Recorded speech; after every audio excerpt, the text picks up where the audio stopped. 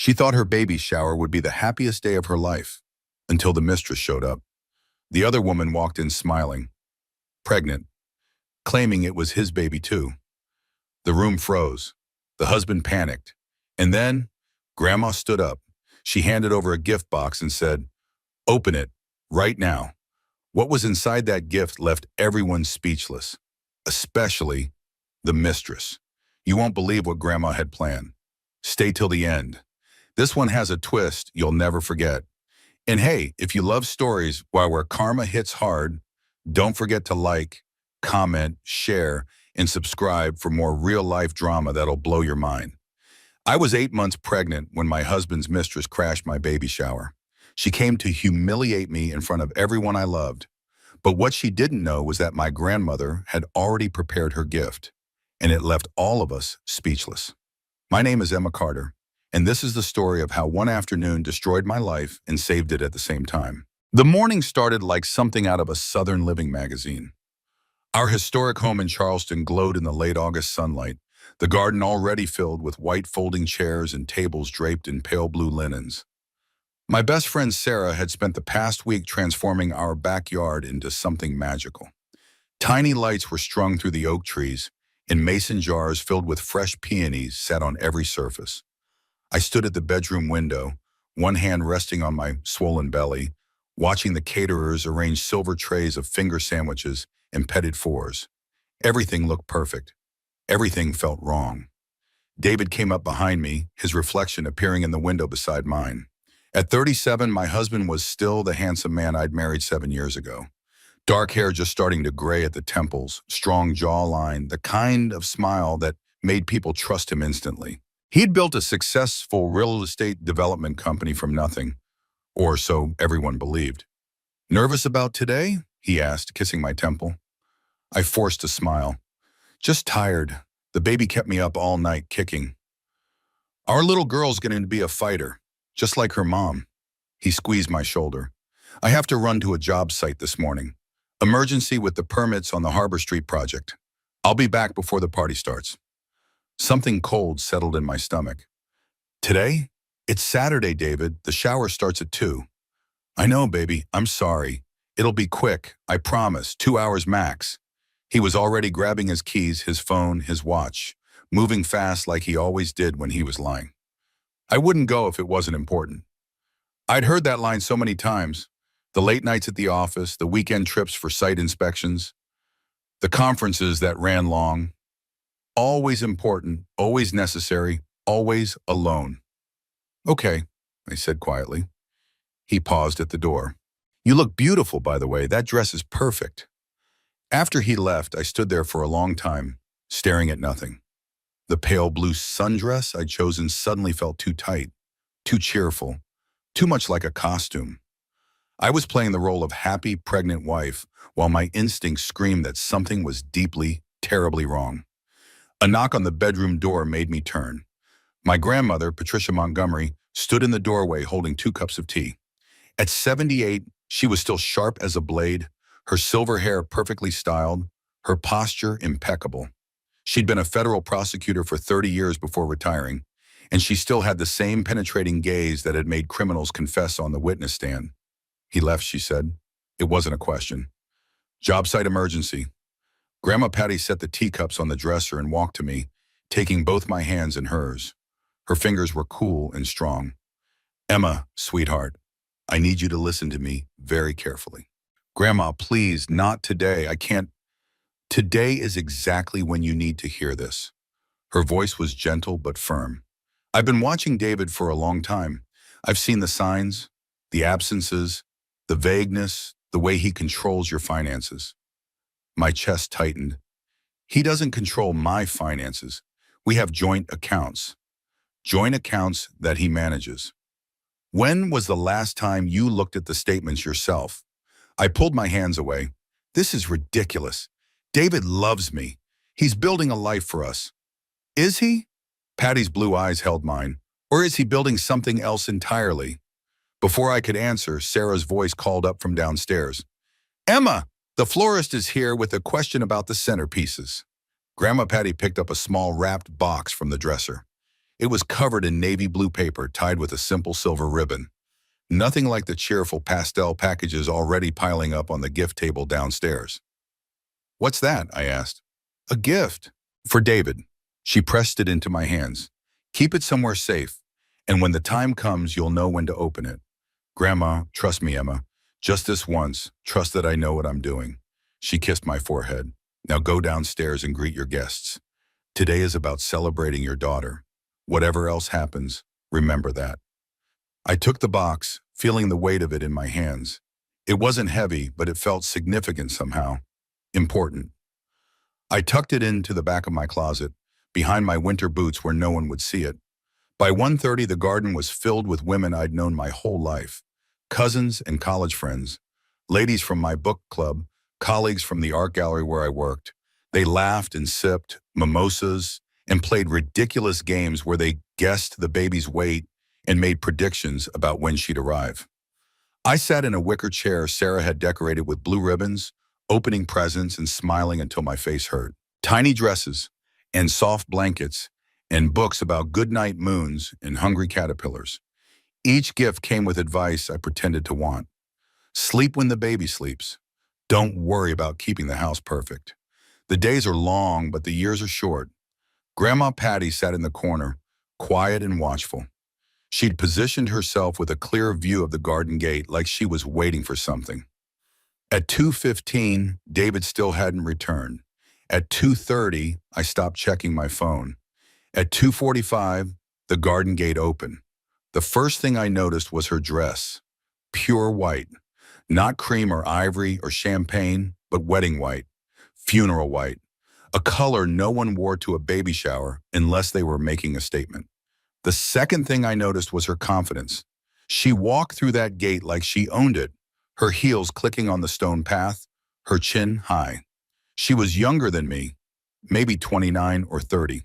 Dark hair in a sleek ponytail, expensive sunglasses, designer bag on her arm. The garden went quiet. Sarah, standing near the gift table, froze with a package in her hands. My cousin Rebecca stopped mid-sentence. Even the caterers paused, sensing the shift in energy. The woman lowered her sunglasses and her eyes found mine immediately. She smiled. It wasn't friendly. "Emma?" Her voice carried across the garden, sweet as poisoned honey. "I'm so sorry to crash your party. I'm Vanessa Blake, David's business partner." Business partner. David had never mentioned a business partner named Vanessa. I tried to stand, but my pregnant belly made it awkward. Sarah rushed over to help me up. "I'm sorry," I said, my voice shaking. "I don't think we've met." "No, we haven't. David keeps his work life very separate from his home life." Vanessa walked closer, her heels sinking slightly into the grass. "But I just couldn't miss this special occasion.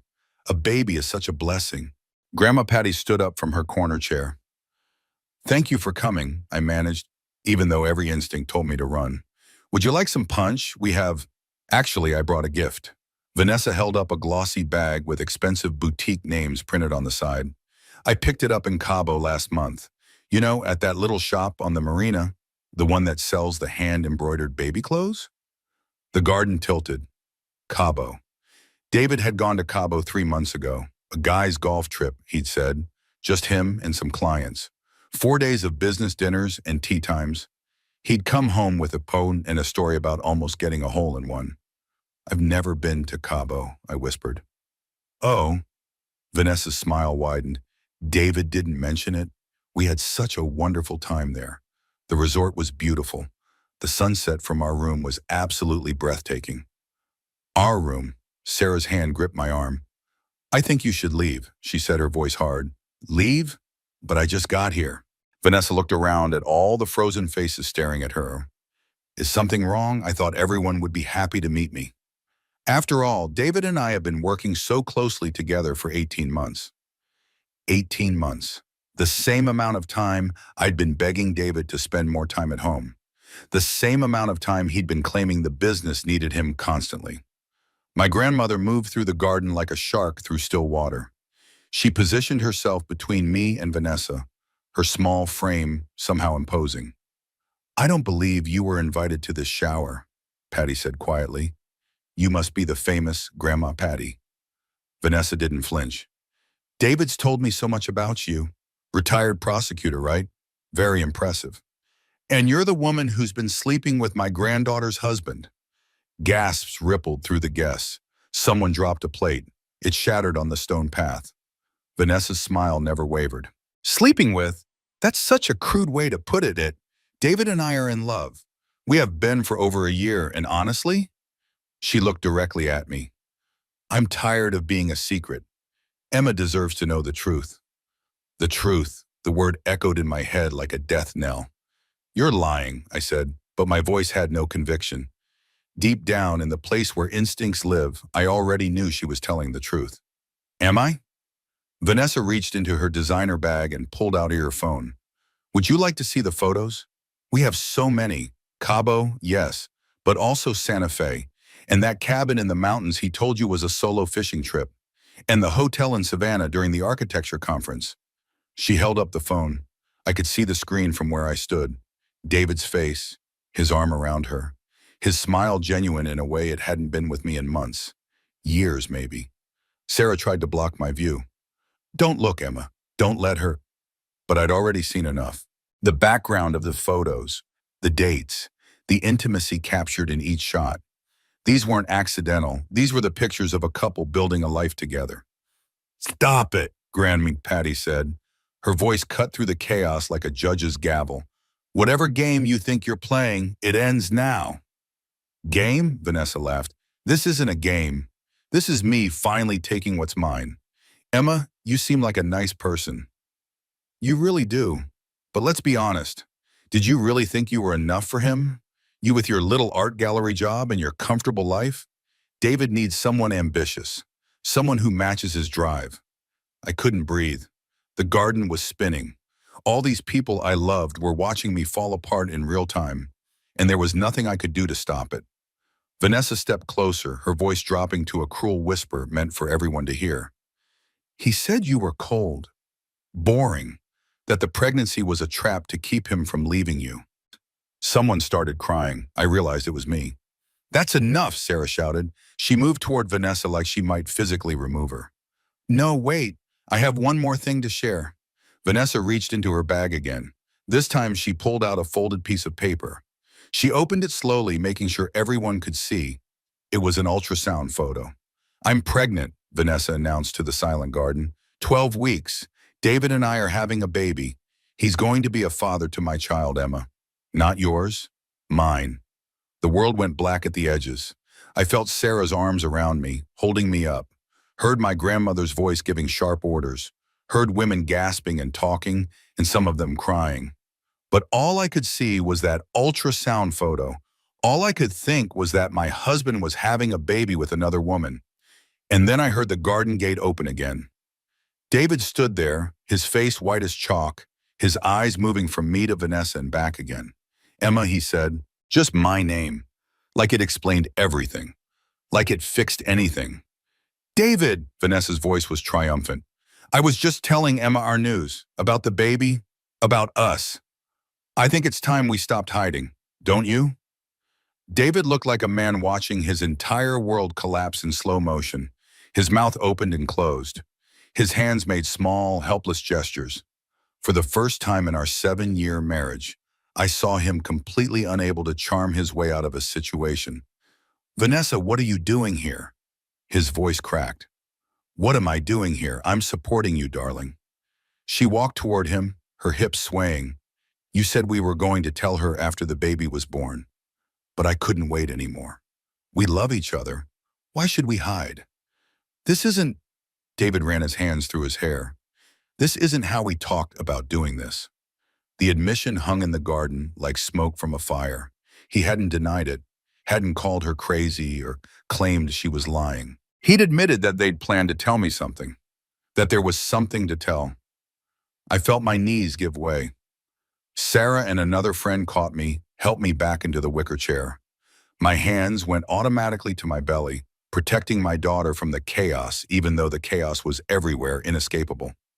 David, tell them, Vanessa pressed. Tell everyone that you love me, that we're building a life together. Vanessa, please. Not like this. Not now. Then when? Her voice rose, and I saw something desperate flash across her face. This wasn't just cruelty. This was fear. She was afraid of losing him. You keep telling me to be patient, but I'm running out of patience. I'm carrying your child. Grandma Patty moved. She walked calmly to the gift table where presents were still piled high, picked up the navy blue box she'd given me that morning, and turned to face the garden. David, she said, her voice cutting through the hysteria like a knife through butter. I believe it's time to open my gift. Everyone turned to look at her. David shook his head. This really isn't the time, Patricia. On the contrary, I think it's the perfect time. She walked toward him, the box in her hands. I had this specially prepared for you. I've been waiting for the right moment to give it to you, and I can't imagine a more appropriate moment than right now. Something in her tone made the hair on the back of my neck stand up. This wasn't a grandmother making polite conversation. This was a prosecutor about to present evidence. I don't want your gift, David said. Oh, I think you do. I think you need to see what's inside this box, in front of all these witnesses. Patty held it out to him. Open it, David, or I will. The garden had gone completely silent. Even Vanessa seemed uncertain now, sensing that something was shifting in the air. David took the box with shaking hands. Fine, if it'll make everyone happy. He untied the ribbon, pulled off the paper, opened the lid. His face went from white to gray. What is it? Vanessa demanded. She moved to look over his shoulder. Patty's voice rang clear. Layer 1 contains a legal document, specifically a revocable trust dissolution that I had drawn up 2 years ago. It explicitly states that David Carter has no legal claim to any Montgomery family assets, including the house you're standing in, the gallery where Emma works, and the trust fund her father left her. It's signed, notarized, and filed with the state.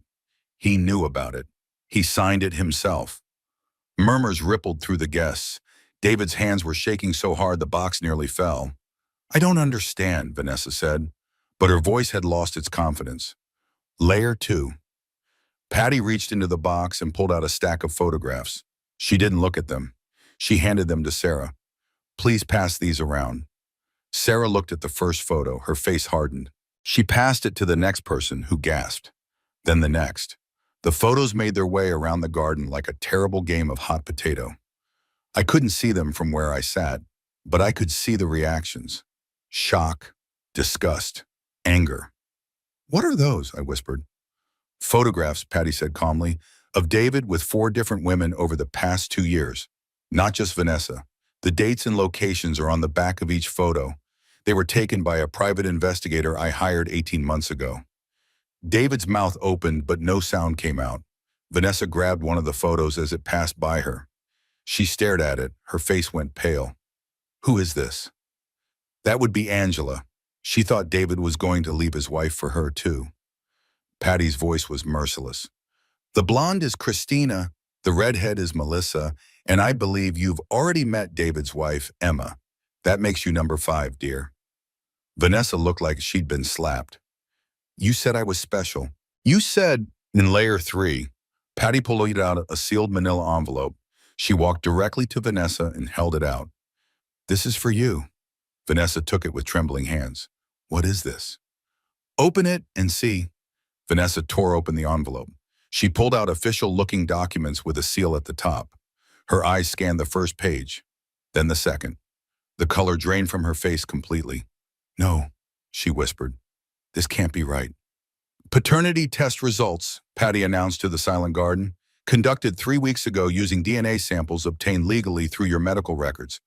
The child you're carrying is not David's. The garden erupted. Women gasped. Someone started crying. Sarah grabbed my hand and held it so tight it hurt. Vanessa's legs buckled. She caught herself on a table. How did you... I don't...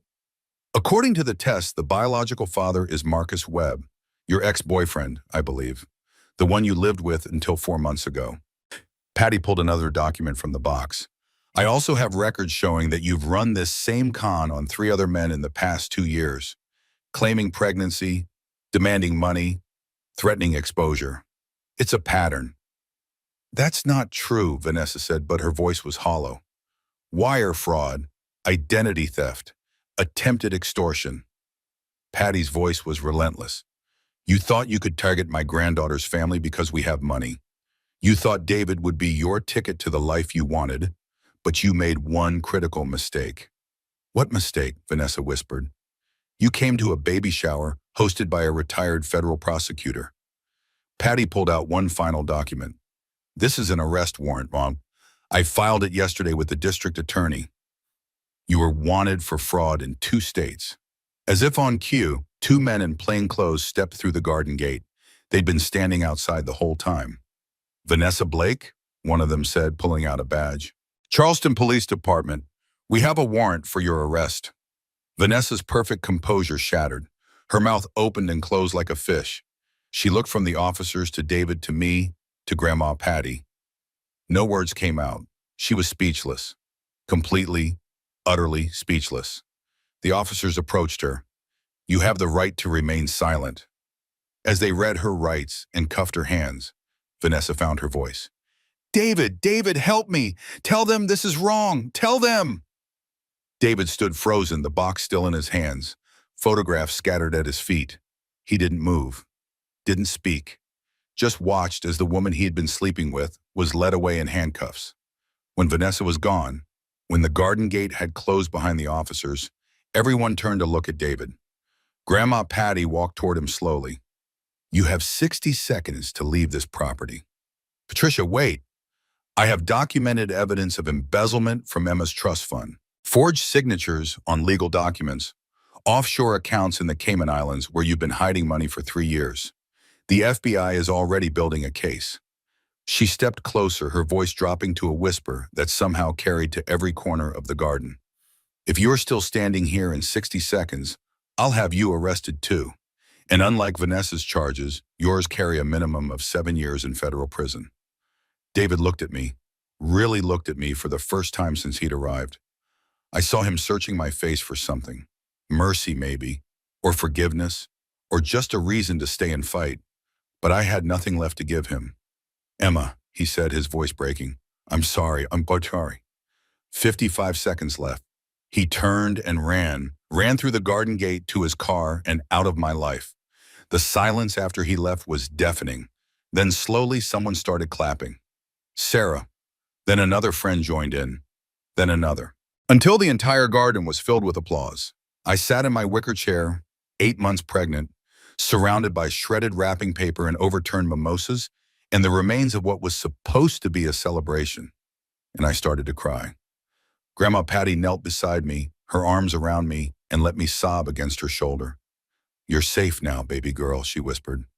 You're safe. The guests left quietly. Sarah and my cousin Rebecca stayed to help clean up the disaster that had been my baby shower. They moved through the garden like ghosts, picking up shredded wrapping paper and forgotten presents, whispering to each other when they thought I couldn't hear. I sat in the living room numb while Grandma Patty made phone calls in the kitchen. I could hear fragments of her conversations. Yes, he's gone. No, she's not hurt. The baby's fine. We'll need to change the locks tonight.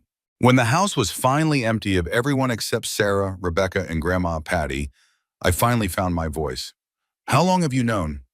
Patty sat down beside me on the couch. I hired the private investigator 18 months ago. I started noticing irregularities in your trust fund statements. Small transfers at first, then larger ones. Money moving to accounts I didn't recognize. Why didn't you tell me? Would you have believed me? Her voice was gentle. You loved him, Emma. You were building a life with him. If I'd come to you with suspicions but no proof, you would have taken his side. He would have convinced you I was paranoid, that I didn't trust him because of what happened with your grandfather. I'd almost forgotten. Grandma Patty's husband, my grandfather, had left her 40 years ago for a younger woman. The divorce had been brutal. He'd taken almost everything. I need to tell you something, Patty said. Something I should have told you a long time ago. Sarah and Rebecca quietly excused themselves, giving us privacy. When they were gone, Patty took my hands. When your grandfather left me, I was 40 years old. We'd been married 20 years. I thought we were happy. I thought I knew him. She paused, her eyes distant with memory. But I didn't know him at all. He'd been planning his exit for years, moving money, hiding assets, setting up a life with his mistress while I was home raising your mother. Grandma, by the time I realized what was happening, it was too late. He'd taken everything. The house, the business, my reputation. I had to start over from nothing. Her fingers tightened on mine. I swore I would never let that happen to someone I loved again. Especially not you. So you've been protecting me. I've been giving you the tools to protect yourself. There's a difference. She stood up and walked to the mantel, where a stack of folders sat waiting. I didn't just expose David today, Emma. I gave you your life back. Everything he tried to take is still yours. The house, the gallery, your inheritance, all protected. I should have felt grateful. I should have felt relieved. Instead, I felt hollow. I'm 8 months pregnant with his child, I whispered. How am I supposed to do this alone? You're not alone. You have me. You have your friends. You have your mother. Patty sat back down beside me. And you have yourself. You're stronger than you know. That night, I lay in bed in a house that felt too big and too empty, one hand on my belly, feeling my daughter move inside me. She kicked hard, as if reminding me she was there. That no matter what her father had done, she was innocent, pure mine. My phone buzzed, a text from an unknown number. Emma, please, we need to talk. I can explain everything. I love you. I made mistakes, but we can fix this. Please just give me a chance. I stared at those words for a long time. Part of me, the part that remembered 7 years of marriage, wanted to respond, wanted to believe that love was enough to fix betrayal this deep. But Grandma Patty's words echoed in my head. You're stronger than you know. I deleted the message and blocked the number. The next 3 days passed in a blur. My mother flew in from Atlanta. Friends called and texted and brought casseroles like I was in mourning. I suppose I was. Not mourning David, but mourning the life I thought I had. On the 4th day, David's lawyer called. Mrs. Carter, my name is Robert Henderson. I represent your husband. He'd like to discuss custody arrangements for when the baby is born. Custody arrangements. Like we were negotiating a business deal. He has no rights to my daughter, I said, my voice cold. Actually, under South Carolina law, as the biological father, tell David that if he wants to discuss custody, he can speak to my lawyer. The same lawyer who's currently reviewing evidence of his financial crimes. I hung up. 20 minutes later, my phone rang again. A different number. Emma, David's voice. Please don't hang up. I should have. I should have blocked this number too, but I needed to hear what he had to say, needed to understand how 7 years could end like this. What do you want, David? I want to explain. I want you to understand that Vanessa was lying about most of it. Yes, we had an affair. Yes, I made terrible mistakes, but I never planned to leave you. I love you. You have a funny way of showing love. I was weak. I was scared. I'm 37 years old and I thought this was all my life was ever going to be. I panicked. His voice cracked. But I never stopped loving you. You and the baby are my family. There was a time those words would have worked, a time when I would have forgiven him because I wanted so badly to believe our family could survive. The baby and I are a family, I said. You're just someone who used to live here. Emma, please. Grandma Patty showed me everything, David. The offshore accounts, the forged signatures. You've been stealing from me for 3 years. This wasn't a mistake. This was a plan. Silence on the other end. I'm filing for divorce, I continued. And if you fight me on custody, I'll make sure every shred of evidence of your crimes becomes public record. Your business will be destroyed. Your reputation will be destroyed. You'll spend years in federal prison. You wouldn't do that. Try me. I hung up and immediately called Grandma Patty. I need you to move forward with everything. The divorce, the criminal charges, all of it. Are you sure? Her voice was careful. Once we start this, there's no going back. I'm sure. I want him gone. Then I'll make the calls. That night, I started having contractions. They were mild at first, just a tightening across my belly that came and went. But by midnight, they were coming every 10 minutes. Too early. The baby wasn't due for 3 more weeks. I called my mother, who drove me to the hospital. Grandma Patty met us there. The doctors examined me, hooked me up to monitors, gave me something to stop the contractions. It's stress, the obstetrician said. Your body is reacting to trauma. We're going to keep you overnight for observation. I lay in the hospital bed, surrounded by beeping machines, and let myself finally fall apart. I cried for the marriage I'd lost, for the father my daughter would never know, for the life I'd been so sure of that had turned out to be built on lies. Why did he do it? I asked Grandma Patty, who'd refused to leave my side. What did I do wrong? Nothing. You did nothing wrong. She brushed hair back from my forehead like she used to when I was a child. Some people are just broken in ways we can't fix. David's weakness has nothing to do with your worth. But I didn't see it. I lived with him for 7 years, and I never saw it. Because you're not suspicious by nature. You trust people. That's not a flaw, Emma. That's what makes you good. She squeezed my hand. David spent years learning how to hide, how to manipulate, how to lie convincingly. You're not psychic. You're human. Have you ever trusted someone so completely that you ignored every red flag? Every missed phone call explained away. Every late night at the office accepted without question. Every gut feeling dismissed as paranoia. Maybe you're thinking I was naive. Maybe I was. But I think most of us want to believe the best about the people we love. We want to trust that when someone says they love us, they mean it. The question is, when do you stop trusting them and start trusting yourself? The contractions eventually stopped. The doctor sent me home the next morning with orders to rest, avoid stress, and come back immediately if anything changed. Stress. As if I could avoid stress when my entire life was imploding. When I got home, there was a car in my driveway. A car I didn't recognize. Who is that? I asked my mother. We got out carefully.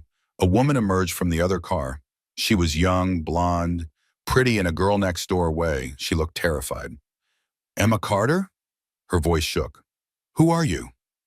My name is Angela Morrison. I was one of the women in the photographs. Angela Morrison stood in my driveway wringing her hands, her eyes red from crying. She looked younger than she had in the photographs, maybe 27 or 28. She wore jeans and a plain sweater, no makeup, her blonde hair pulled back in a messy ponytail. I know I'm probably the last person you want to see, she said, but I had to come. I had to tell you I'm sorry. My mother stepped between us protectively. I think you should leave. Please, just 5 minutes. That's all I'm asking. Angela's voice broke. I didn't know he was married, not at first. By the time I found out, I was already in love with him. Something in her face reminded me of myself, the same devastation I'd felt sitting in that wicker chair while my world collapsed. She was a victim too, in her own way. Come inside, I said. Emma, are you sure? My mother looked worried, Ed. It's okay, Mom. I need to hear this. We sat in the living room, the same room where David and I had planned our future, chosen paint colors, talked about baby names. Angela perched on the edge of the couch like she might bolt at any second. I met David 2 years ago, she began, at a real estate conference in Atlanta. He told me he was divorced, that his ex-wife had gotten the house and he was starting over. She twisted her hands in her lap. We dated for 6 months. He said he loved me. He said we were going to get married. And what happened? I asked. He ghosted me. One day we were planning a trip to Mexico. The next day he stopped answering my calls. I tried to find him. I even came to Charleston. That's when I saw him with you. Saw the ring on his finger. Realized he'd been lying about everything. Why are you telling me this now? Because I saw the video. She pulled out her phone showing me a screen. It was a news article. The headline read, Local real estate developer's wife confronts mistress at baby shower. Someone had recorded part of the confrontation. Not the arrest, thankfully, but enough to make it newsworthy. Vanessa in her white dress, David's panicked face, Grandma Patty's calm authority. It's gone viral, Angela said, and when I saw it, I realized I wasn't the only one he'd lied to. I thought I was special. I thought what we had was real, but I was just another woman he used. Why tell me? Why not just move on? Because you deserve to know the truth, all of it. She took a deep breath. David doesn't love any of us. He loves what we can give him. I was working for a commercial real estate firm. I gave him insider information on properties before they went public. He made millions off deals I fed him. My stomach dropped. He used you for business information. And when I wasn't useful anymore, he threw me away. I'm guessing he did the same to the others. She looked at me with something like pity. What did he want from you? Money, I said quietly. My family's money. Then you were the big score. The rest of us were just practice. After Angela left, I sat alone in the silent house. My mother had gone to pick up groceries. Grandma Patty was at her lawyer's office, making sure all the paperwork was in order. I was alone with the ghosts of my marriage. I walked through the house David had designed, seeing it with new eyes. The expensive furniture we'd bought together, the art on the walls, the kitchen renovation that had cost $60,000. How much of it had been paid for with my money? How much of my inheritance had I unknowingly funded while he built his exit strategy? My phone rang, David's mother this time. Emma, dear, I just heard what happened. Her voice was careful, diplomatic. I want you to know that Barbara and I are mortified by David's behavior. Barbara was David's father. They were good people, conservative, traditional, the kind of people who went to church every Sunday and believed in marriage as a sacred institution. Thank you for calling, I said. But dear, I also want to suggest that perhaps everyone is being a bit hasty. David made mistakes, terrible mistakes, but he's still the father of your child, perhaps with counseling. No. Emma, please think about the baby. She needs her father.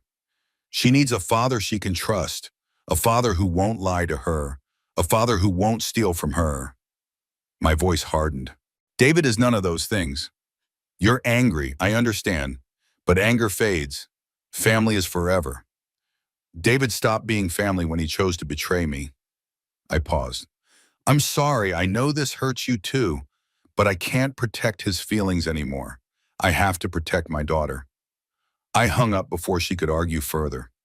The next few days blurred together, lawyers and paperwork and phone calls. David tried to see me 3 times. Each time I had security remove him from the property. He sent flowers with notes begging for forgiveness. I threw them in the trash. He had his parents call to plead his case. I stopped answering their calls.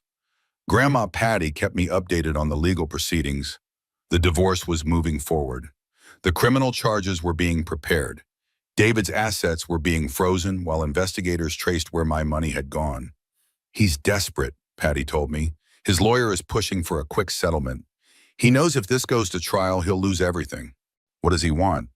Joint custody of the baby, $50,000 to start over. And for you to drop the criminal charges. I laughed. It was a bitter, hollow sound. Tell him I'll see him in court.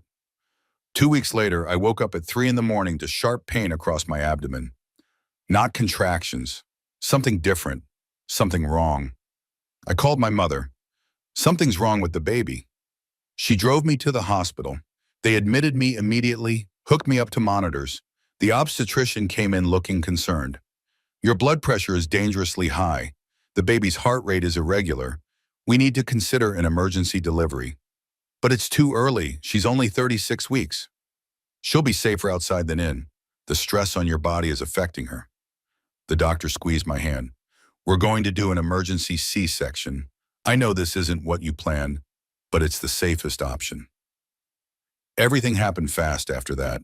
Consent forms in operating rooms and bright lights. My mother holding my hand. Anesthesia making everything fuzzy. The pressure of the incision. The sudden cry of a baby. It's a girl, someone said. She's small, but she's breathing on her own. They held her up for me to see, tiny and red and perfect.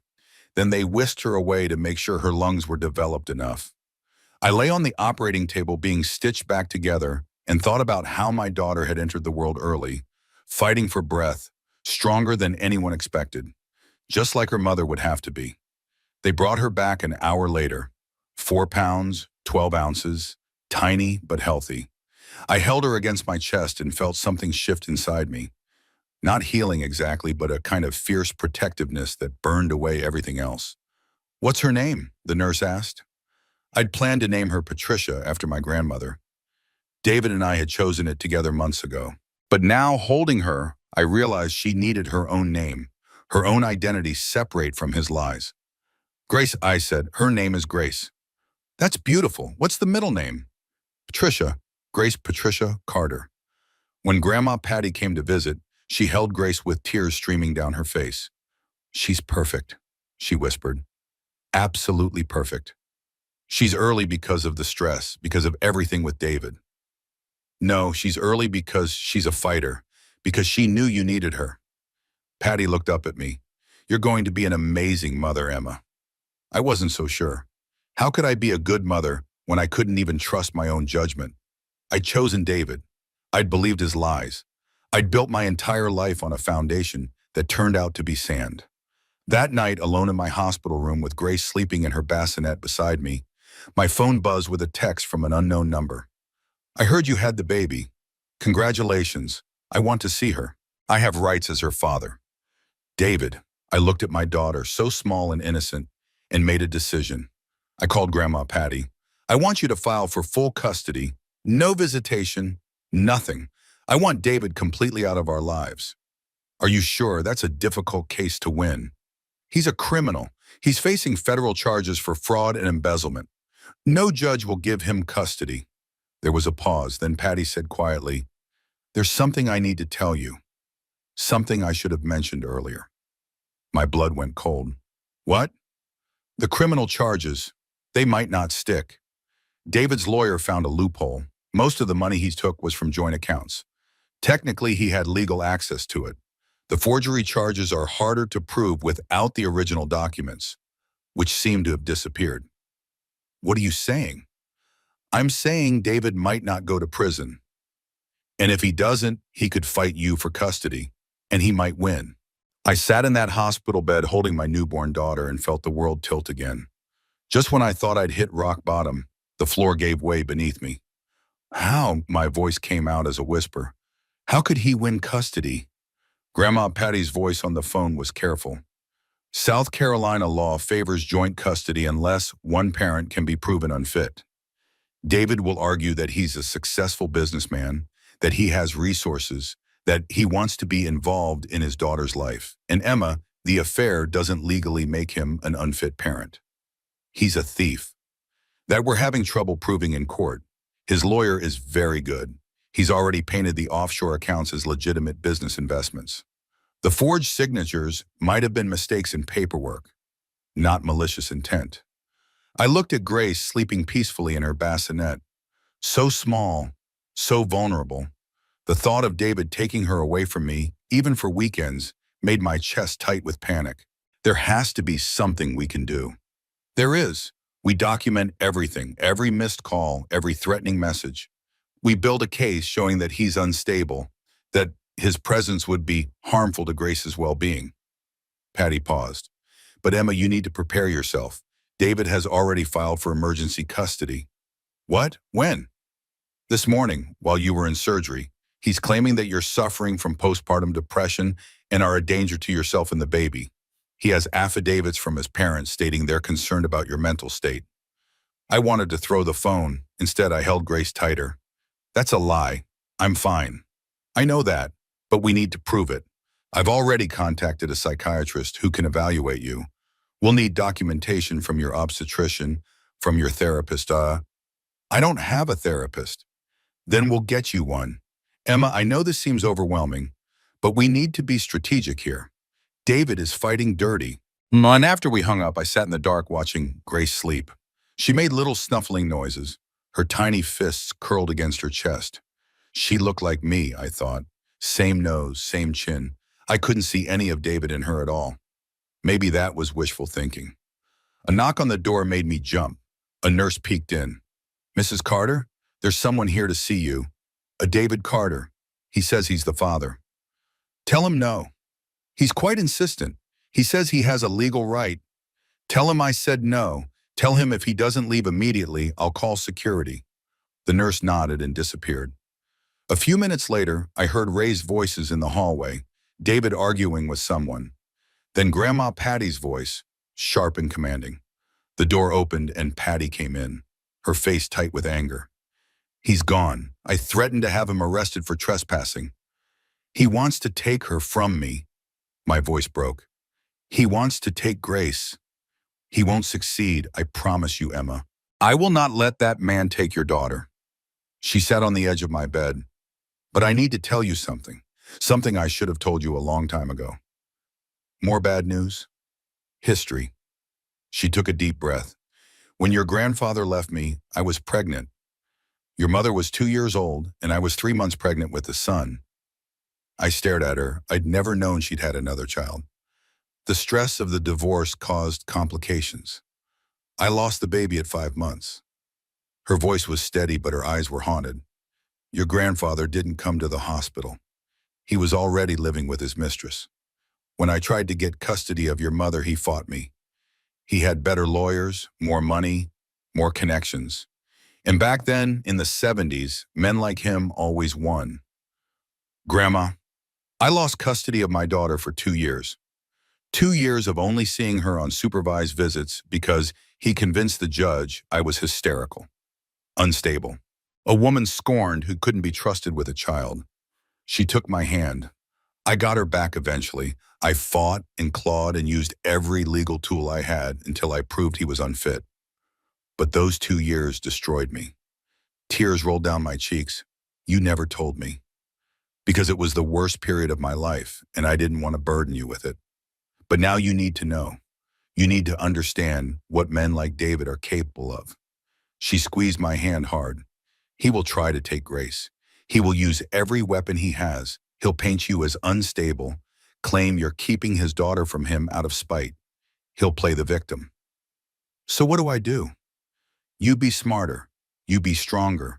You document everything. You follow every rule perfectly. You make yourself unimpeachable in court. She looked at Grace. And you trust that I will never, ever let him take her from you. Not like I lost your uncle. Not like I almost lost your mother. The next morning, David's lawyer served me with custody papers while I was still in the hospital. According to the filing, David was requesting immediate joint custody with a plan to transition to 50-50 placement within 6 months. He claimed I was emotionally unstable, that I'd threatened him, that I was poisoning his daughter against him before she was even old enough to understand. My lawyer, a sharp woman named Jennifer Clark that Grandma Patty had hired, read through the documents and shook her head. This is aggressive. He's not even giving you time to recover from surgery. Can he do this? Unfortunately, yes. We'll fight it, but you need to be prepared for a long battle. She looked at me seriously. Are you prepared for that? Because this is going to get ugly. I thought about my grandmother losing her son, fighting for years to get my mother back. The strength it must have taken to keep going when everything seemed lost. I'm prepared, I said.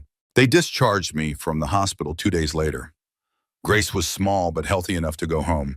My mother had set up the nursery, the one David had designed before everything fell apart. Looking at it made me nauseous, but Grace needed somewhere to sleep. The first night home was terrifying. Grace cried every 2 hours. I was exhausted from surgery, my incision burning every time I moved. My mother helped as much as she could, but that Grace only seemed to calm down when I held her. At 4 a.m, both of us crying in the rocking chair, I had a moment of pure panic. What if David was right? What if I couldn't do this alone? What if Grace would be better off with 2 parents, even if one of them was a liar and a thief? Then Grace opened her eyes and looked at me, really looked at me, and I saw my answer in her tiny face. She didn't need David. She needed me, strong, whole, fighting for her. The custody hearing was scheduled for 3 weeks later. In those 3 weeks, I did everything Jennifer and Grandma Patty told me to do. I went to therapy. I got cleared by my obstetrician. I documented every night Grace slept through, every milestone, every doctor's appointment. I created a paper trail showing that I was a capable, loving mother. David, meanwhile, was everywhere. He showed up at my house claiming he wanted to meet his daughter. Security turned him away. He sent gifts I returned.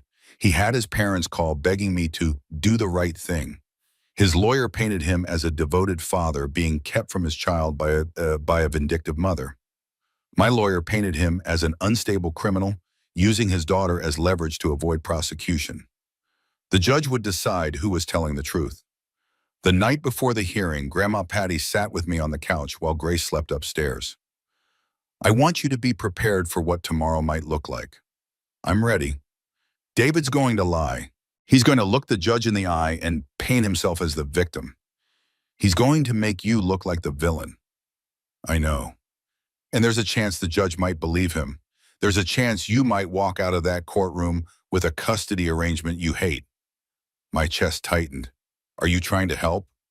I'm trying to prepare you, because the one thing I learned through my own custody battle is that the legal system doesn't always get it right. Sometimes the villain wins. Sometimes good people lose their children to people who don't deserve them. She took my hand. But if that happens, you don't give up. You keep fighting, you appeal, you document, you wait for him to make a mistake, and then you use it against him. What if he doesn't make a mistake? Men like David always make mistakes. They can't help themselves. They're too arrogant to play it safe. She smiled grimly. We just have to be patient enough to wait for it. Have you ever been in a situation where everything you love is on the line? Where one person's decision could change your entire life? Where you're powerless to do anything except wait and hope and pray? That's what the next 24 hours felt like. I didn't sleep that night. I held Grace and memorized everything about her, the way she smelled like baby lotion and milk, the soft spot on her head where you could see her in her pulse, the tiny sounds she made in her sleep. If tomorrow went wrong, these might be my last moments alone with her. The next morning, I put on a conservative navy dress and pearl earrings. I looked like someone's respectable daughter, someone who went to church and baked cookies and would never do anything to harm her child. I looked like the person I used to be before David destroyed everything. The courthouse was cold and impersonal. We sat in a small family courtroom, not the grand courtrooms you see on TV. David sat across from me with his lawyer, and he looked good. Clean-cut, concerned, every inch the worried father. He'd always been a good liar. The judge was a woman in her 60s with gray hair and reading glasses. She looked tired, like she'd heard too many sad stories and didn't believe anyone anymore. David's lawyer spoke first. He painted a picture of a man who'd made mistakes but was trying to make an amends. A father who wanted nothing more than to be part of his daughter's life. He showed photos of David building the nursery, picking out baby clothes, reading parenting books. Photos I'd never seen before. Photos that might have been staged specifically for this moment. Then it was my turn. Jennifer stood up and calmly destroyed David's narrative. She presented evidence of the affairs, the financial crimes, the lies. She showed emails where David had told Angela he was divorced, text messages where he'd told Vanessa he was going to leave me, bank statements showing the money he'd stolen. She called me to the stand. Mrs. Carter, how has your ex-husband's behavior affected your ability to care for your daughter? It hasn't, I said clearly. Grace is healthy and happy. She's gaining weight. She's meeting all her milestones. I love her more than anything in the world. And if the court awards joint custody, what are your concerns? That David will use Grace as leverage against me. That he'll disappear with her like he tried to disappear with my money. That he'll put his needs before hers, just like he put his needs before our marriage. David's lawyer cross-examined me, trying to make me seem hysterical or vindictive. Isn't it true that you've prevented Mr. Carter from seeing his daughter even once? I've protected my daughter from a man who can't be trusted. Isn't it true that you threatened to destroy his career if he fought for custody? I told him I would pursue criminal charges if he tried to take Grace from me. That's not a threat, so that's a consequence. When I stepped down, my legs were shaking. Grandma Patty squeezed my hand. David took the stand next. He cried, actually cried, talking about how much he loved his daughter, how he'd made mistakes, but he was a changed man, how all he wanted was a chance to be a father. It was a beautiful performance. The judge asked him directly, Mr. Carter, did you embezzle money from your wife's trust fund? No, Your Honor. Those were joint accounts. I had legal access to them. My wife and I made financial decisions together. She's now rewriting history to make herself look like a victim. It was a lie, but it was a lie he'd prepared well. And the affairs, the judge asked. I'm not proud of my actions. I was weak. I made terrible mistakes that destroyed my marriage. But being a bad husband doesn't make me a bad father. He looked directly at me. I love my daughter. I want to be part of her life. I'm begging the court to give me that chance. The judge called a 30-minute recess to review the evidence. Those were the longest 30 minutes of my life. We stood when the judge returned. Her face gave nothing away. I've reviewed the evidence presented by both parties. This is a difficult case. On one hand, Mr. Carter's behavior toward his wife was deplorable. The affairs, the financial deception, all of it shows a pattern of dishonesty that concerns me greatly. David's lawyer started to smile. However, the judge continued, Mrs. Carter has not provided sufficient evidence that Mr. Carter poses a direct threat to the child's safety. The criminal charges are still pending. The financial issues are civil matters between the parties. And regardless of his failures as a husband, Mr. Carter has shown interest in being a father. My heart stopped. Therefore, I'm ordering supervised visitation to begin immediately. Mr. Carter will have 2 hours per week with his daughter, supervised by a court-appointed monitor. After 3 months, if the visits go well, we'll revisit the custody arrangement and consider expanding his time. Your Honor, Jennifer stood up. My client's daughter is only 3 weeks old. She's still nursing. This schedule will be extremely difficult. Then Mrs. Carter will need to pump. The child can take bottles during visits. The judge looked at me.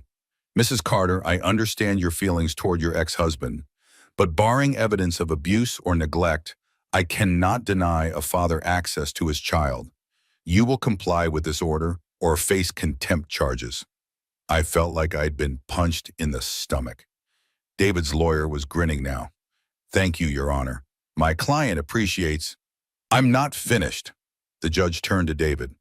Mr. Carter, you are not to contact Mrs. Carter except through your lawyers or the visitation monitor. You are not to come to her home. You are not to call, text, or email her directly. Any violation of this order will result in immediate suspension of your visitation rights. Do you understand? Yes, Your Honor. And Mr. Carter, if I find out that you've used these visits to manipulate, threaten, or control Mrs. Carter in any way, I will not only suspend your rights, I will personally ensure that the prosecutor's office has every piece of evidence needed to pursue criminal charges against you. Am I clear? The smile slipped from his face. Yes, Your Honor. This court is adjourned. Outside the courthouse, I couldn't breathe. David was going to be alone with Grace. Not truly alone. There would be a monitor, but still, he would hold her, feed her, have access to her. We'll appeal, Jennifer said immediately. This judge was too lenient. We can argue that Grace is too young for visitation away from her mother. How long will an appeal take, I asked. Months, maybe longer. In the meantime, you have to comply with the order. Grandma Patty put her arm around me. We knew this was a possibility. We prepared for it. How did we prepare for David being alone with my daughter? He won't hurt her. He wants custody, which means he needs to prove he's a good father. He'll be on his best behavior.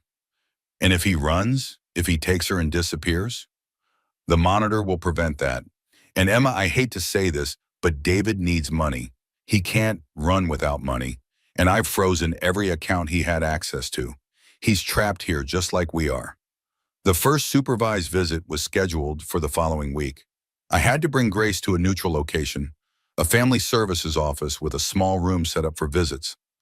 The monitor was a woman named Susan, kind-faced and professional. I handed Grace over to David and felt like I was handing over my heart. He held her awkwardly at first, like he'd never held a baby before. Susan showed him how to support her head, how to hold her bottle. I watched through a one-way mirror as he looked down at his daughter. For just a moment, I saw something real cross his face.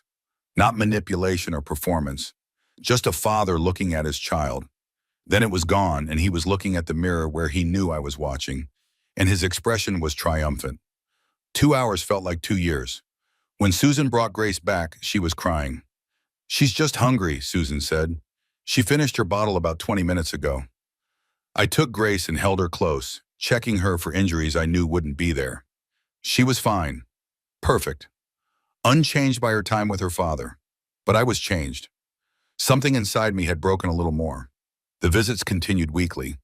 David played the doting father role perfectly. He brought gifts. He took photos. He talked to Susan about his plans to set up a nursery in his new apartment. He's building a case, Jennifer warned me. Every visit is evidence for when he petitions for overnight stays. Can he do that? Eventually, yes.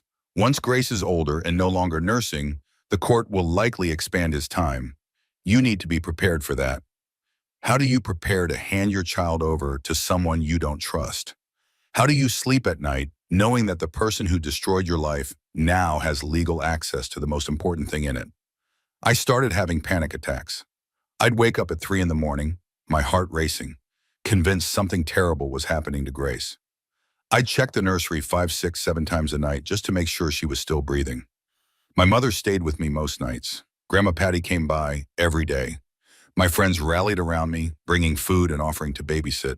But nothing helped the crushing anxiety that David was slowly, methodically building a case to take Grace away from me. 6 weeks after the custody hearing, I was home alone with Grace when someone knocked on the door. I looked through the peephole and saw David standing there. I didn't open it. "Emma, I know you're in there," he called through the door.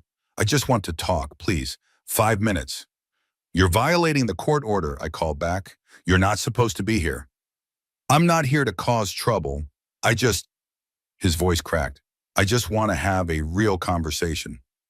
Not through lawyers, not through Susan, just us." "No. Emma, please, I'm trying to make this right. I know I hurt you. I know I destroyed everything. But I'm trying to be better. For Grace. Can't you see that?" I pulled out my phone and started recording. "You need to leave now or I'm calling the police. Why are you being so stubborn? Why can't you just forgive me and let us be a family? We're not a family. We'll never be a family again. Grace deserves 2 parents. Then you should have thought about that before you cheated on me with 5 different women and stole my inheritance." My voice was shaking but strong. "Leave now." He stood there for another minute. I could see him through the peephole, his face cycling through emotions. Anger, frustration, something that might have been actual regret. Then he turned and walked away. I called Jennifer immediately and sent her the recording. She called back 15 minutes later, thrilled. "This is exactly what we needed. He violated the court order. We can petition to suspend his visitation." "Will it work?" "It's a strong violation. The judge was very clear about the no contact rule. I'll file the motion tomorrow." For the first time in weeks, I felt like I could breathe. The emergency hearing was scheduled for 3 days later. Jennifer presented the recording, along with ring camera footage showing David at my door. The judge's expression grew darker as she watched. "Mr. Carter, what part of my order did you not understand?" the judge asked. David's lawyer stood up quickly. "Your Honor, my client was simply attempting to have a civil conversation about their daughter." A conversation I explicitly forbid him from having. The order was clear. No direct contact with Mrs. Carter except through attorneys or the monitor. The judge looked at David. "You violated that order within 6 weeks. That shows either a complete disregard for this court's authority or an inability to control yourself. Neither is acceptable." "Your Honor, I'm sorry," David said. "I made a mistake. I won't do it again." "You're right, you won't, because I'm suspending your visitation rights for 60 days. When that suspension is lifted, your visits will be reduced to 1 hour per week instead of 2. And if you violate any order from this court again, I will terminate your rights entirely. Do you understand?" David's face went white. "Your Honor, please, we're done here. This hearing is adjourned." Outside the courthouse, Jennifer actually hugged me. "This is huge, Emma. We just borrowed you time. And we showed that David can't follow rules. That's going to help when he inevitably tries to expand his custody." But I didn't feel victorious.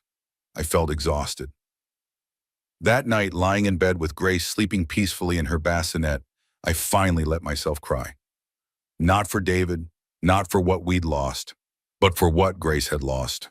She would never know her father as anything but a man who'd been forced to visit her by court order. She would grow up with this shadow over her childhood, and it was my fault for choosing him. "It's not your fault," Grandma Patty said when I told her this the next day. "You didn't choose him knowing what he was. You chose the man he pretended to be. There's a difference." But I should have seen it. All the signs were there. "Emma, listen to me." She took my face in her hands. "I was a federal prosecutor for 30 years. I spent my entire career reading people, detecting lies, finding hidden truths. And even I didn't see through your grandfather until it was too late. Some people are just that good at lying. So what do I do? How do I trust myself again? You start by trusting that you did the best you could with the information you had. Then you forgive yourself for being human. She smiled sadly, and then you move forward, because Grace needs a mother who's whole, not one who's broken by guilt. The 60 days without David felt like a gift. I started sleeping better. Grace grew and thrived without the disruption of visits.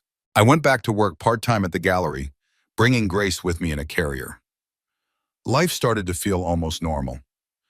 Then Grandma Patty got sick. It started with a cough she couldn't shake, then fatigue, then a doctor's appointment that led to tests that led to a diagnosis I couldn't accept. Lung cancer, stage 4, spread to her lymph nodes and liver. How long? I asked the oncologist. With treatment, maybe a year. Without treatment, 6 months. Grandma Patty chose treatment, not for herself, she told me, but for Grace. I want to see her walk. I want to hear her say her first word. I want a little more time. The chemotherapy was brutal. It took this strong, vibrant woman and hollowed her out. But she kept fighting. She came to every doctor's appointment with Grace, every milestone. She held Grace while I worked, singing her old songs in a voice that grew weaker each week. David's 60-day suspension ended, and the visits resumed, 1 hour per week. But now I had bigger things to worry about than David. I worried about my grandmother dying. 8 months after Grace was born, Grandma Patty sat me down and handed me an envelope. "What's this?" I asked. "A letter for when I'm gone." Her voice was hoarse from the chemo. "I want you to read it after." "Not now, after." "Grandma, you're not." "Emma, we both know I'm dying. Let's not pretend otherwise." She smiled, and it was the same sharp smile I'd known my whole life. "I've made peace with it. I've lived a good life. I've seen you strong and whole again. I've seen Grace start to grow. That's enough." "It's not enough for me."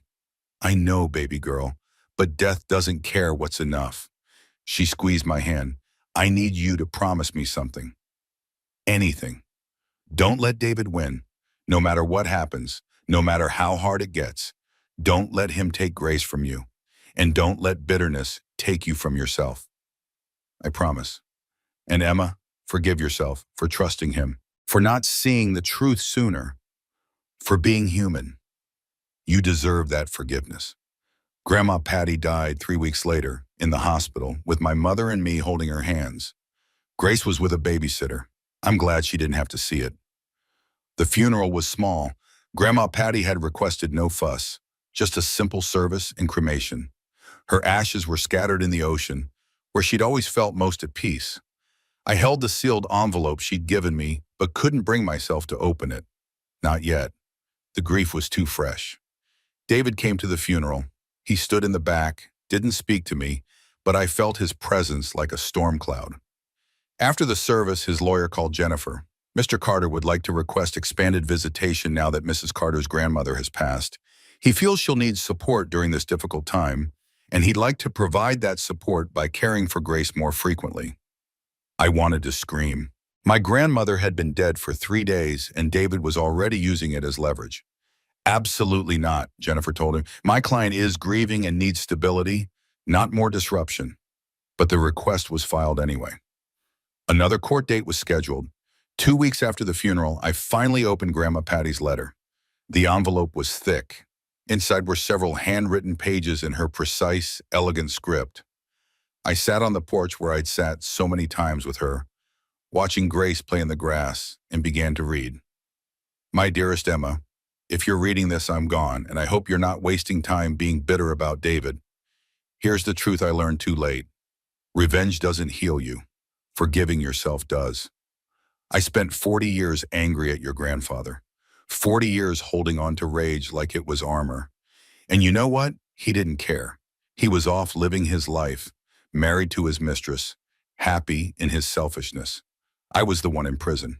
A prison I built myself out of anger and hurt and pride. Don't make my mistake, Emma. I'm not saying forgive David. That's between you and whatever higher power you believe in. I'm saying forgive yourself. For trusting him, for not seeing the warning signs, for believing that love could overcome his weakness. You did nothing wrong except be human. Here's what I've learned in my 78 years. Some people are just broken in ways we can't fix. David's brokenness isn't your fault. It's not your job to heal him or save him or even understand him. Your job is to protect Grace and build a life that's so strong, so good, so completely yours that he can't touch it. And here's the secret, sweetheart. You're already doing it. I've watched you these past months. I've seen you hold Grace while your world was falling apart. I've seen you stand in court and fight for your daughter with everything you have. I've seen you rebuild yourself going from nothing into someone even stronger than before. That's the real gift I'm leaving you, not the legal protections or the money or the evidence I gathered. Those were just tools. The real gift is knowing that you're capable of surviving the worst thing you can imagine. You've already done it. You've already won. So here's what I need you to do. Let David have his visits. Let the courts decide whatever they decide. But don't let any of it steal your peace. Because Grace needs a mother who's present, not one who's consumed by fighting battles that don't matter. David is not the enemy. Fear is. Bitterness is. The voice in your head that says you're not strong enough, smart enough, good enough to do this alone. That voice is a liar. You are enough. You always were. You just needed to believe it. Raise Grace to be brave. Raise her to trust her instincts. Raise her to know that a woman's worth isn't determined by the man beside her, but by the strength inside her. And when she asks about her father someday, tell her the truth. Tell her he was weak, but she doesn't have to be. I love you more than words can say. I'm so proud of the woman you have become. And I'll be with you always, in every strong choice you make, in every moment you choose yourself over fear. Build something beautiful, Emma. Build something he can never touch. All my love, Grandma Patty Winches. The trust fund I set up for Grace is in your name only. David has no access. The house is yours free and clear. The gallery is yours. Everything I built to make sure you and Grace would always be safe. Use it well. I read the letter 3 times, tears streaming down my face. Then I folded it carefully and put it back in the envelope. Grandma Patty was right. I'd been so focused on fighting David that I'd forgotten to live. The next court date came. David's lawyer argued for expanded visitation. Jennifer argued against it. The judge listened to both sides and then surprised everyone. I'm going to order a family evaluation. A court-appointed psychologist will meet with both parents, observe visitation, and make recommendations about custody. I'll base my final ruling on that evaluation. 3 months. 3 months of having a stranger observe every interaction with Grace, every decision I made, every moment of my parenting scrutinized and judged.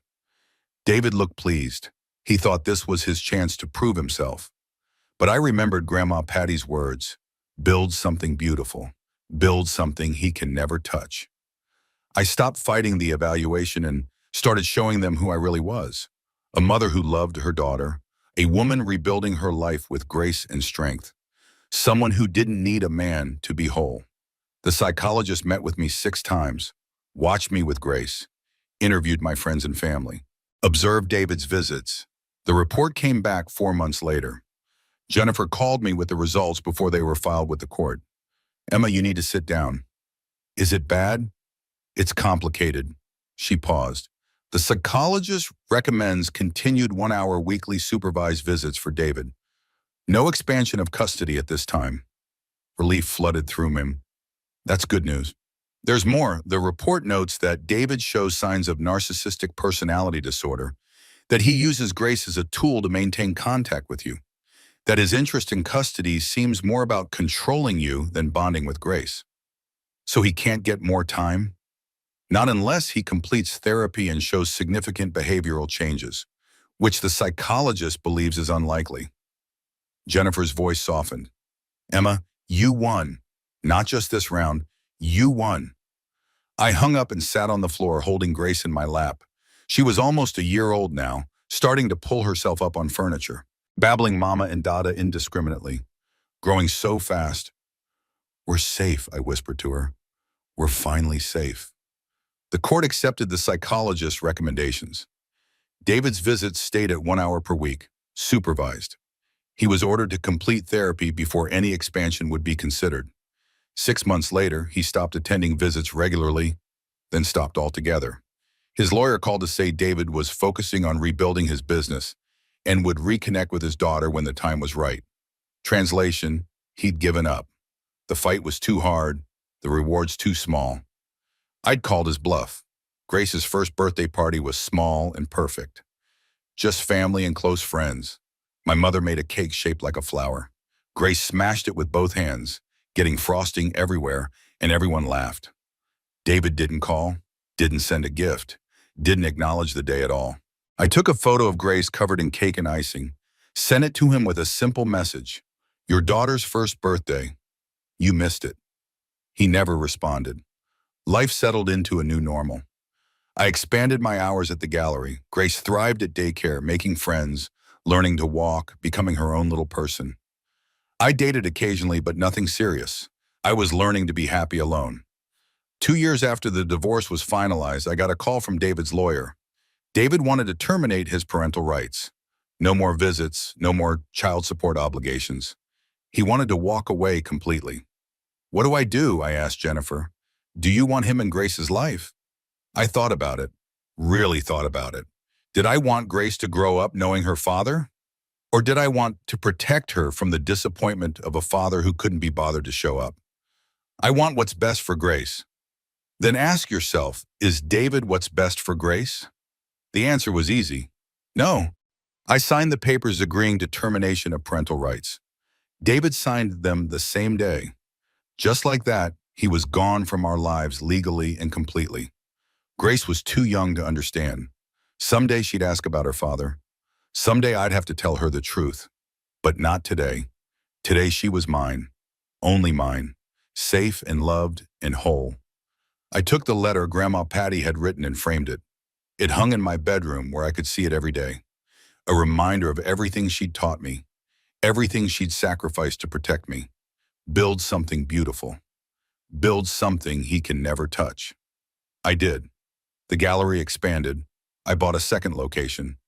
Started representing emerging artists. Built a reputation as someone who took chances on talent others overlooked. Grace grew. 3 years old, then 4.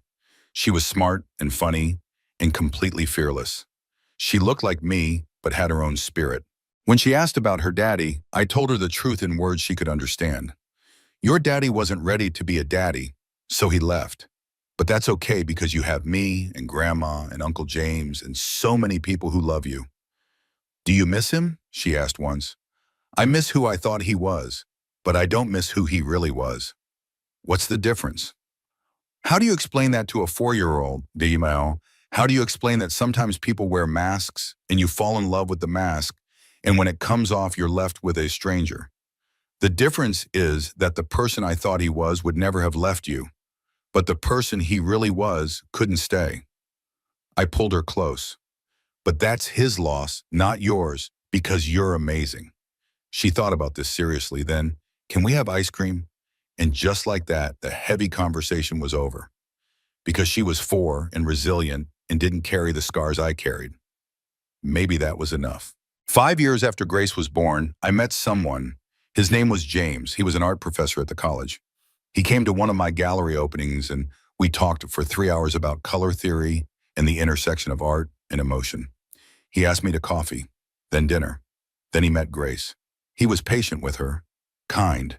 He never tried to be her father, just a friend who happened to care about her mother. I have a lot of baggage, I told him on our 10th date. Everyone has baggage. The question is whether you've unpacked it or you're still carrying it around. I'm working on unpacking it. That's all anyone can do. James didn't propose. We didn't get married, but he moved in after 2 years of dating, and we built something neither of us had to call by any particular name. We were just us, figuring it out as we went. Grace called him Uncle James, sometimes just James. Once, when she was 6, she asked if she could call him Dad. That's up to you, he said gently. But I want you to know that I'm honored either way. You're an amazing kid, and I'm lucky to be part of your life.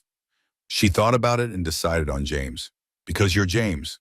You don't have to be my dad to be important. Out of the mouths of babes. 7 years after the baby shower that destroyed my marriage and saved my life, I sat on my porch watching Grace play in the yard. She was 7 now, long-legged and confident. She wanted to be an artist when she grew up, or a veterinarian, or maybe both. The house was different than it had been.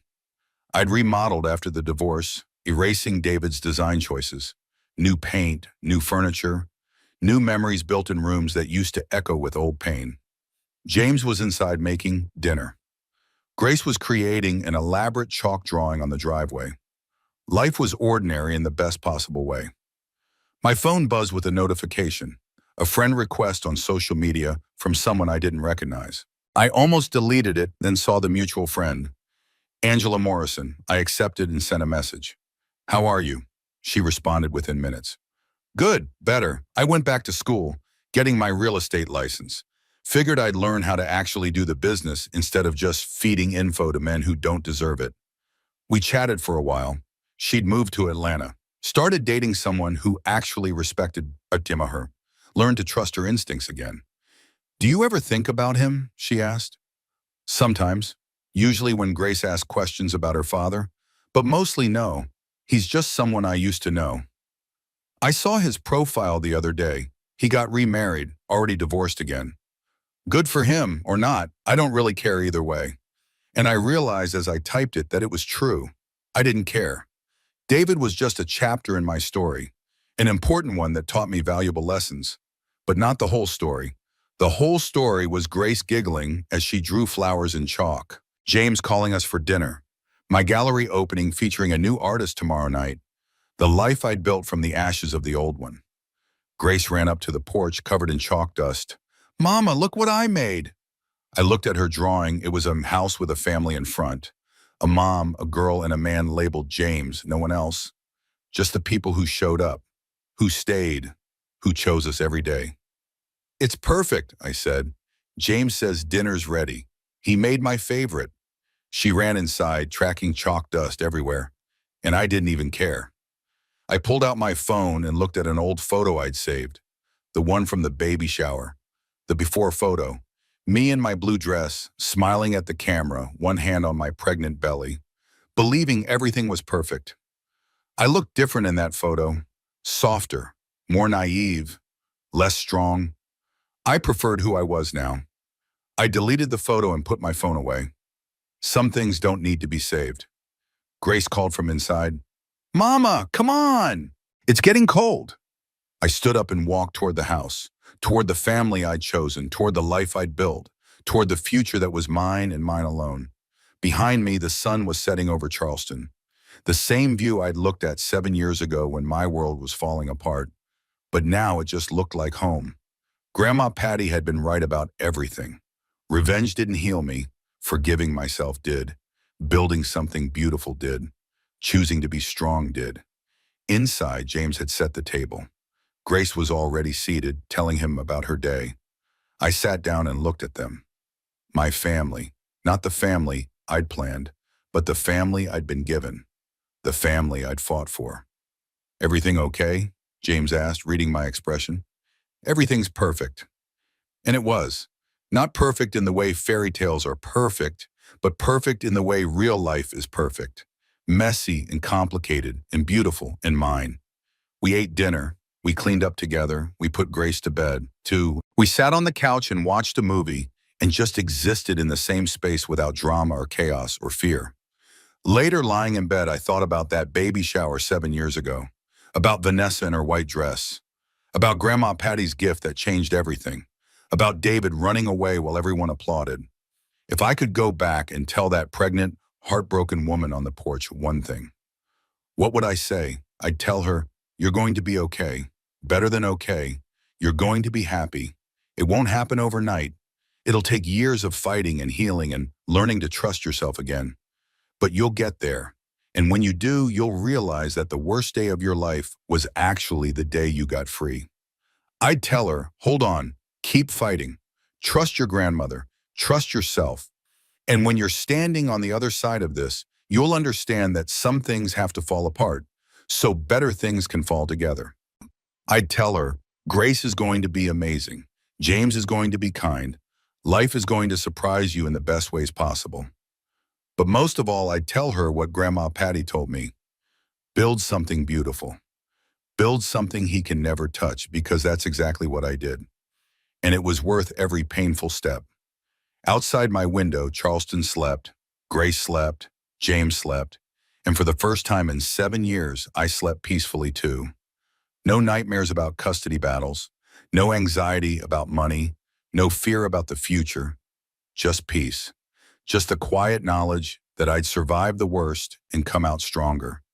Just gratitude for the grandmother who'd seen what I couldn't see and protected me when I couldn't protect myself. Just love for the daughter who'd given me a reason to keep fighting. Just hope for whatever came next. The mistress had shown up at my baby shower to mock me. She'd come to tear me down, to take what was mine, to prove that I wasn't enough. But Grandma's gift had left her speechless, had exposed the lies, had saved me from a man who would have destroyed me. And now, years later, I understood that the real gift wasn't the evidence or the legal protections or the money. The real gift was the knowledge that I could survive anything, that I was stronger than I'd ever imagined, that I was enough, all by myself. That was the gift that changed everything, and I would carry it with me forever.